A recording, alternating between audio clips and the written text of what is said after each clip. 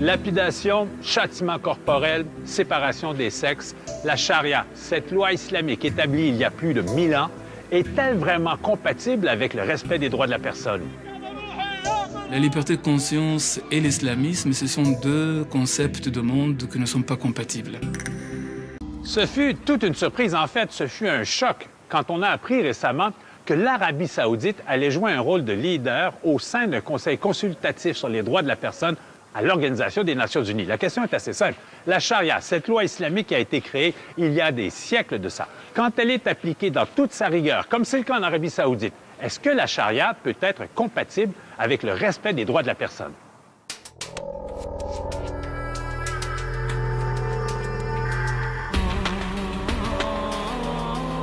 Riyad, Arabie saoudite, 2016.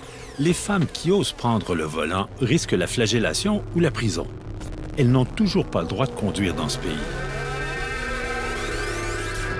Des différences de traitement dans la justice, le mariage et l'héritage, toutes justifiées au nom de la charia, la source du droit islamique en Arabie saoudite et dans quelques autres pays.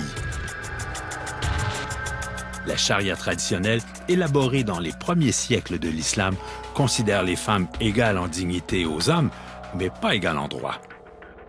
La femme et l'homme ne sont pas au pied d'égalité. Par exemple, la femme n'a pas le droit de gouverner les hommes. Une épouse ne peut hériter que de la moitié des avoirs de son mari. L'homme a le pouvoir de répudier sa femme et d'adopter la polygamie. Il peut prendre jusqu'à 4 épouses, comme l'a prescrit le prophète Mahomet. Une femme musulmane ne peut pas épouser un chrétien. Un chrétien doit se convertir. Mais un musulman, dans ce cas, il peut épouser une chrétienne. Et dans ce cas, les enfants doivent être musulmans. La charia se heurte au principe de l'égalité des droits entre les hommes et les femmes. Ça ne passe pas le test des droits de la personne moderne. Autre exemple, la liberté de conscience ou de religion.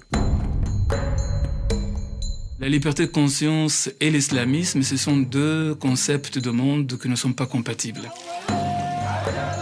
Devenir athée ou renier l'islam est passible de la peine de mort dans les pays où cette stricte loi islamique est appliquée. Une fois on entre dans la religion musulmane, on ne peut pas renier la religion musulmane. Et il se base sur un hadith islamique qui dit « Man baddala dinahu faqtuluh », c'est-à-dire celui qui change sa religion, il est condamné à mort. L'État doit protéger l'islam, l'État doit propager l'islam, donc c'est le droit de l'État de faire la peine de mort à un apostat parce qu'il a renoncé en public l'islam. La liberté d'expression est aussi problématique. Ceux qui s'aventurent à critiquer le Coran ou le prophète risquent gros. En 1989, l'écrivain indien Salman Rushdie publie un livre controversé, Les versets sataniques. Jugeant le livre blasphématoire pour l'islam, l'ayatollah Khomeini a émis une fatwa de mort contre lui.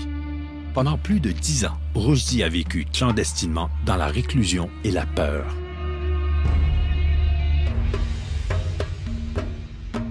La charia traditionnelle impose aux chrétiens et aux juifs un statut différent des musulmans. Ils doivent payer un impôt spécial et pratiquer leur foi d'une manière discrète afin de ne pas faire ombrage à l'islam. L'idée, au fond, c'est que l'islam, c'est la vraie religion. C'est celle qui vient après le judaïsme et le christianisme. C'est la version revue et corrigée, définitive de ce que Dieu avait à révéler aux humains. Dans cette logique-là, c'est normal que les gens qui sont rendus à un stade plus avancé aient un statut spécial.